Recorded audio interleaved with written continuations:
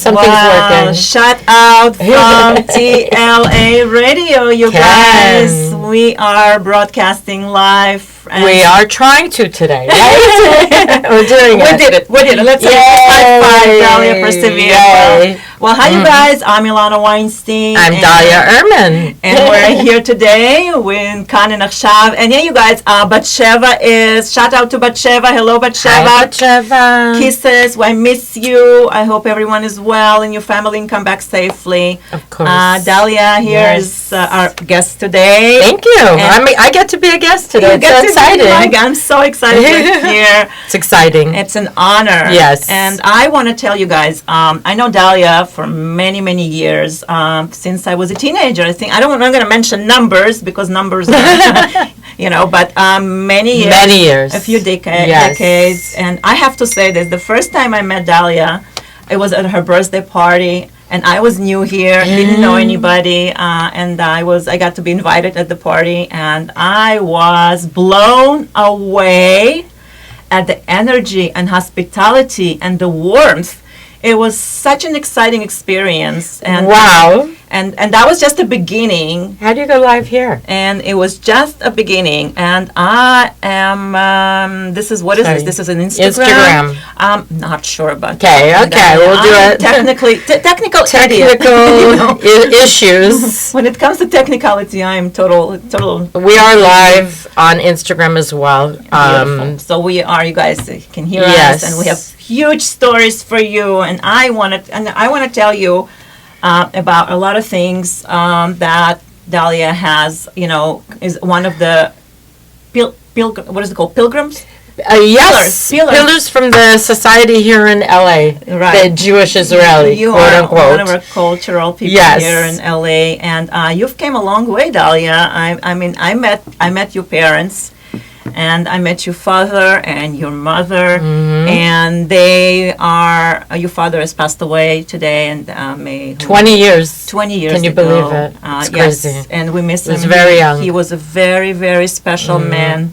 Helped the community a lot. He helped a lot of Israelis, and he established a lot of organizations. Bnei Brit.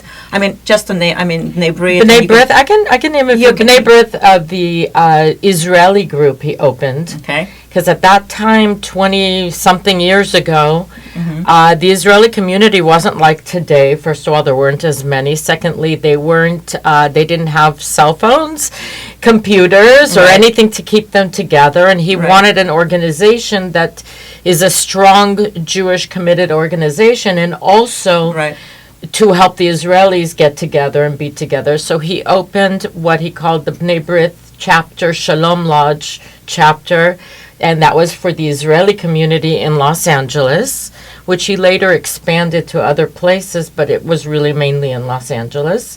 In addition to helping organize the Israelis to help with the Israeli bonds, and many other organizations that he was always involved in or helped them or donated. And unlike today, to just explain to you, today the organizations, which are all great, I have no issue with this, but run differently where there's secretaries, workers, and this. Unlike that, my parents actually did physically all the work, including making phone calls. There wasn't computer or a text message going out to everyone.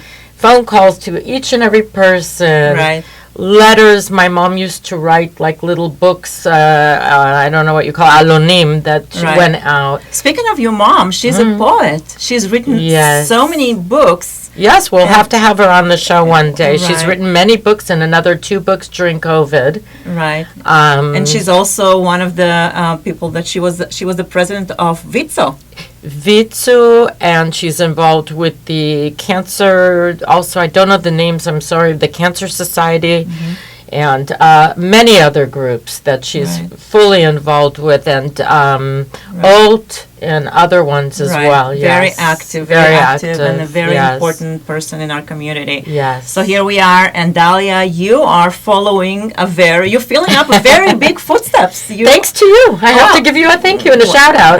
It's a pleasure. It's an honor. You brought me in, really. Well, I just did. This is a radio. The work that you're doing is that's what I saw the importance of. I thought I'd share this with everybody because what you do is really, really important. You're uniting the community, and you're the voice, if I may say, of the Republican woman today. Thank you. I appreciate that. I take that as a compliment. It's only a compliment because I do. I'm very active with it. Yes, I'm very involved. And I'm trying to get out real information, real news as much as possible, help with what's really happening between America and Israel, Middle East situations. So much is happening. And there's always so much. And it astonishes me that today in our day and age, how many American Jewish people are still voting for things that don't have to do with Israel or doesn't help Israel. I'm not against having two parties. I want to make that clear. I actually think it's important because otherwise we'd be communists. Sure. So I'm very open to everyone should have their own vote, own opinion. I just think you should be educated before you go to vote. Why are you voting really for that party? And what are they really doing to contribute for your Jewish American life and Jewish Israeli life and Israel with America? And just as Jews today with anti-Semitism on the huge rise. I mean, we can't turn a blind eye to that. No, we cannot. I was actually watching the news this morning because I said, I need to have an intelligent conversation with you. I cannot just And they were reporting on the news that not just the Jewish discrimination is happening right now. Like there's a lack of tolerance. Correct. To every ethnicity group, And I'm not sure if the news are promoting it or they are encouraging it because I believe that news do. I agree with you. So they were talking about a Spanish policeman who was stopped someone for somebody who broke a law, and he stopped them because of that. And the woman that he stopped was throwing racial things at that policeman, and it just shows us that yes, there is discrimination against Jews, there's violence, there's hatred, but it's like it's equally opportunity hatred right now, I agree that there's an uprising in all angles and all people and all tolerance. And I think part of the reason is actually our social media. Yeah. People are so used to saying what they want, how they want, so fast, no thinking behind anything. Right. And I don't think that you're ever going to cure a real cure of anti-Semitism or hatred, unfortunately, to different people and amongst races. Right. However, we need to learn to tolerate and to accept and not talk about it openly and not be free to feel like you could say whatever you want, whenever you want, however you want. Right. And a lot of that actually has to do with even the fact that, let's say, neo-Nazis can march in America. So on one hand, we're a free country. You're allowed to march for what you want. And I'm just giving one example. There's many. Sure. So they're allowed to, and that's their right. However, I feel like hate rallies or hate out in public shouldn't be okayed. Right, it shouldn't be happening. It's making a it's a two-way highway. It's like there is a freedom of speech. Yes. That we are fighting so hard to preserve, and at the same time, we're trying to stop, hatred and and hurt and vindictive kind of communication. Yes. That's damaging our souls and damaging our relationships and our society. Absolutely. So that's absolutely, and that is why we are here. So we can change all that by infusing. God willing. That we will help a little at least. Right, by infusing. Yes. infusing into Facebook and in the Instagram and all the social media. We are infusing you guys with positive affirmations, with positive energy. Yes.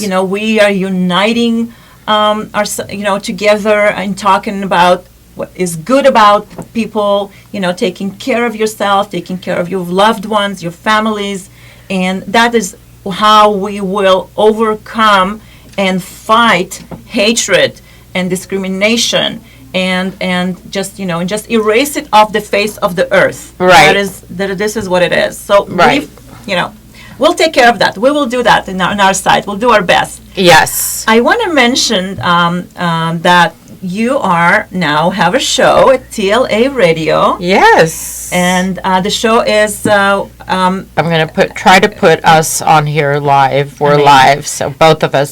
So I think you have to get a little closer to me. Yes. Good. Okay. So you have a show, and your show is today. Right after the show, you are going to be talking about. Well, I'm hoping that we're trying to set up the Zoom. So yes, I hope that it's going to work out.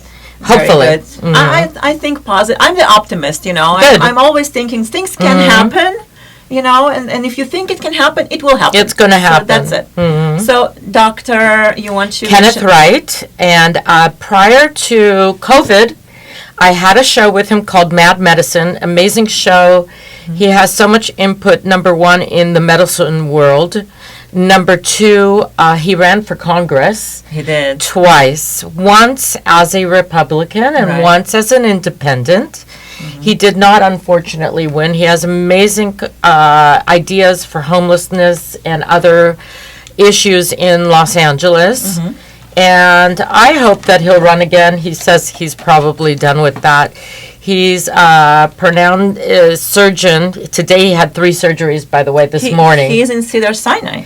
He's at Cedars. However, he's also right now moved to Orange County. Oh, wow. So I'm not sure which hospital he actually is doing the surgery in. Maybe at Cedars. I really don't know today. Right. So did you say he's an eye surgeon? He is an eye surgeon, and I'll let him tell his story later where he has a sibling that was born blind. Oh. And he decided that he will be a surgeon and help babies and very young children be able to see again, and that's what he's doing. So he's amazing. Yes, as we call him, he's a mensch of a doctor. Something special. Something very special. Very, very knowledgeable, and very nice to talk to. Very pleasant. That's my show, Mad Medicine. Which we're hoping to bring back this season. Now that we're back, and now it's TLA radio station under new management and doing really great. And I have a show called it's funny because I've added a few names to it. So Dalia's Politically Incorrect show. Which is basically about politics, and we're not always correct, and it's not always fully politics. But I'm also bringing in another thing, maybe the Dahlia Ehrman Hour, even during, it depends what day and who I'm interviewing, because I'm also interviewing very interesting people in our community. Okay. Do you want to mention a few names who might be visiting here? Oh, yes, of course. First of all, last week I had an amazing artist called Tomer Peretz, and I'm going to have him back. He's having a show in June, and everyone's invited, the whole community. It's free. I will give you the information once more before the show. Yes. Yeah. He's an amazing artist. With an also amazing story about the Israeli army and what he's gone through. And very interesting man. I had him last week. The week before, I actually was honored to be able to host Igal Ravid, who is on TV in Israel and a host. And I'm very small comparing to him, and he was so humble and nice to be here with me, and very professional. I'm going to be interviewing, I have several people. Next week, I'm interviewing Mr. Shimon Rozani. And actually, we are going to put a clip on TV that in Israel, there was a show, I don't remember the name of the show this moment, a live show, with someone on it looking for him. Oh. He saved someone's life years ago in the army. Okay. And they were looking for him, and we have him here. So amazing. We have him here, and they've since spoken, and he's going to tell that story. And he has a very hard story. His son was on the TWA plane that went down years ago and was killed. So he's going to. I don't want to elaborate. Don't tell. We're gonna keep the we're just gonna let him talk and tell. Right. We're gonna let the guests tell their stories, and everybody has a story. Absolutely. And I have DJ Tal coming in. He's so famous these days, and doing so phenomenal and opening other businesses, not just as a DJ. Perhaps he can make some great music here. Hopefully we can ask him that. I don't know. Maybe he wants to. That would be phenomenal. Right. That's an opportunity, Adir. Maybe you want to do that. So he's going to be coming in, which is very exciting. I have a PA coming in. That's a physical assistant? Yes, okay. And she was frontline during COVID and has many interesting stories to tell us of things that actually happened that maybe people believe or don't believe, but they actually happened in the hospital. She's going to fill us in on that, and I'm going to maybe try to coordinate that the doctor and her will be on at the same time. That would be a nice show. We'll see how that works out. I have a lot of shows pre-planned at this point. I have Meir Fenixstein coming in from Israel, working. That's the Poogie. Poogie, exactly. He was the drummer on Poogie, very famous. Oh. And he's going to be coming in from Israel, and he will be joining us here live in the station. Wait, he moved back to Israel? A while back, oh, yes. Really? Before COVID or after? Before COVID, yes. Oh. He comes in every year, except for COVID, for the film festival. So film festival is taking place. Is it happening this year? God willing, it is happening, unless we get shut down for some crazy reason. No. We're going to keep it positive. We are eternal optimists. So he's coming in also, and he'll be flying in from Israel, and he'll be on the show. And I actually am working on other shows. I don't want to say the names yet because I want to get the final okays, but very, very interesting people. I'm so honored to be able to interview these people and hear their stories. So for that, I think I'm going to call it, I'm asking the audience live, the Dahlia Erman Hour instead of the Politically Incorrect Show. Believe it or not, that the Politically Incorrect Show intimidates people at times if they are not maybe on the same Republicans, and I'm fine interviewing Democrats. I have no problem with that. I encourage it. I have no issue with it. It's a great argument. And it's a good talk. I think we should be able to talk in America freely. Yeah, we do, and everybody loves and respect each other. I really feel that should be the case. However, that feels kind of like that thing of a respect flew out of the window. Like it's like I was just going to say that. We don't have that these days. Right? It's either you're with my party or you're out, I'm going to ban you on Facebook, you're not my friend anymore. Right. It's insane things that I hope will start to diminish. I am so, it's like I don't even know what feeling I'm feeling right now when I hear that President Trump has been banned off Facebook. Like this is just for 6 months they're reviewing if the past president it is insane what is happening. It's not. I think it's I think that there's two parts to that. Sorry if I interrupted you. No, it's okay. 2 parts to that. One is Facebook is it's a public company, but it's owned private, and they're actually allowed to do whatever they want. On the other hand, since they're our platform for social media, they should be open-minded, and I actually think that Facebook, Instagram, all these different platforms helped a lot with the elections because they gave out such false news. They block me. I've been blocked many times, not once, not twice. So what are they going to do? Block every Republican? I have posted things that they totally block. I have been banned for several hours, 48 hours, 72 hours, all kinds of stuff like that.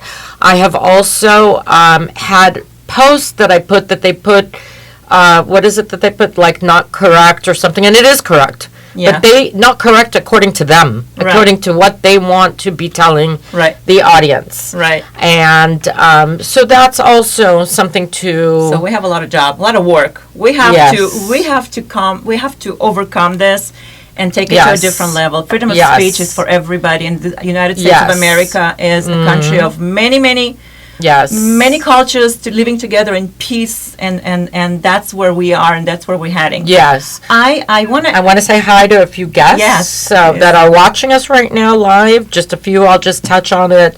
Ifat, hi. I know you wrote hi. Yafat Sidikaro, maybe I'll interview you. I'd be happy to have you on my show. It would be an honor.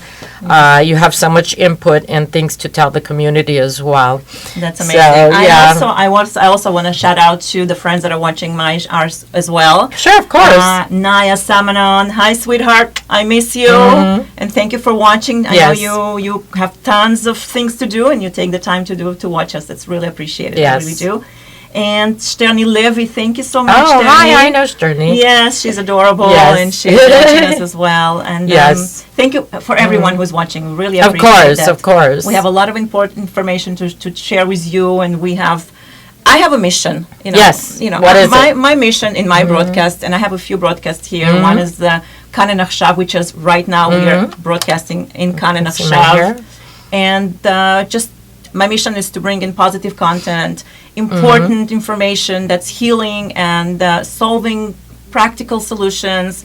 I'll bring in experts, stars, celebs, anybody who has positive information to share. I'm on it. I'm on them. It's phenomenal. And that sounds great. And education as well. Yes. Speaking of education, schools are crazy right now. Kids in schools, I think kids are, I don't know what's going on with kids these days. I know that my brother, sorry, did you have a question? Yeah, I was almost asking a question. Go ahead. Go right ahead. I cut you off. I'm sorry. But you said, I'm just asking, do you have any input on what you research or your environment with schools? Like, you have a lot of family members who are going to schools right now. Yes, I was just going to say that.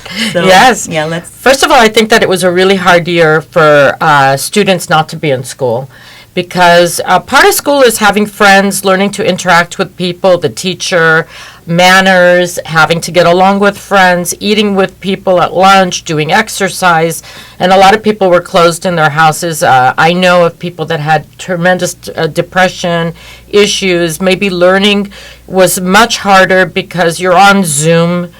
You don't really have the one-on-one help.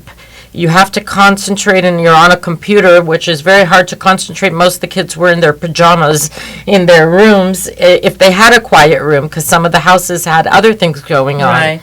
In addition to the fact that right now schools, some of them or most of them went back, and I know from my brother's son, he's 13 years old, almost 13, he, in his class, believe it or not, the young kids came back from Passover, and a whole COVID thing started happening. Yeah. So a lot of them got COVID. People, and I know this for a fact, they still don't believe that COVID is a real thing or really happened. God. Seriously? And they just ignore it, and it's just a strange phenomenon. Now, I'm immunized, so I'm less worried. I'm still cautious with certain things.